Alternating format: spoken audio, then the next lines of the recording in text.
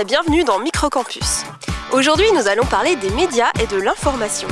Comment vous informez-vous? Que pensez-vous des médias français et de la liberté d'expression? C'est un reportage de... moi-même. Est-ce que tu penses que c'est important pour les étudiants de s'informer?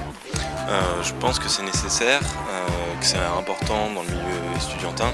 On est concerné directement par tout ce qui se passe dans le monde, comme on fait partie de la population active. Oui, je pense que c'est important déjà pour la culture générale, pour s'informer de ce qui se passe autour de nous quand même, et de ne pas être nombriliste et de s'occuper juste de sa petite personne. Oui, je pense que c'est important, mais pareil. Moi, on n'a pas le temps non plus. On est en médecine, alors on n'est pas trop au courant de ce qui se passe. Il faut s'informer et c'est toujours bon de parler de l'actualité entre nous ou en cours. Toi, tu t'informes comment? Moi, j'ai plus l'habitude d'Internet, donc des sites comme Rue 89, Le Monde, tout ça. Après, sur Internet, je pense que c'est important de varier. Radio principalement, matin, trajet, etc. Et après, dans les journaux. Surtout par la télévision, un petit peu par la radio quand je suis en voiture, mais principalement par la télévision et par des fois, quand j'en ai l'occasion, par des journaux. La presse écrite, quand il n'y a pas Internet, etc., c'est pas mal. Puis c'est plus complet aussi.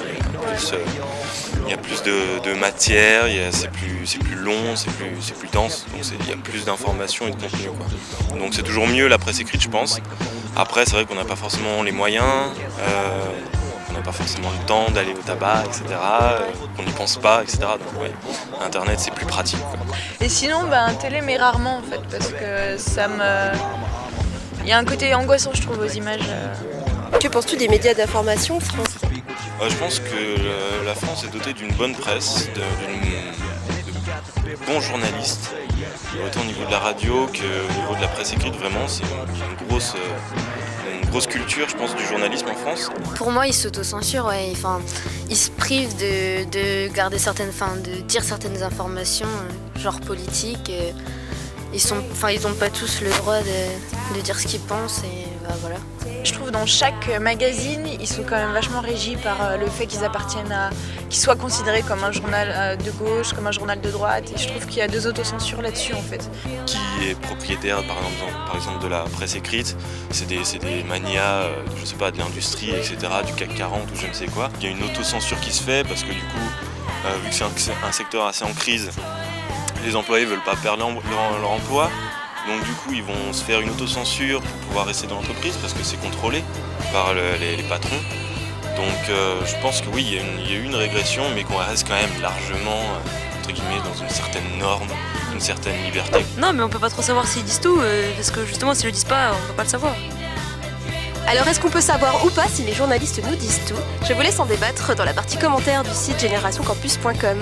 Et on se retrouve la semaine prochaine pour un micro-campus spécial cinéma. Bye bye!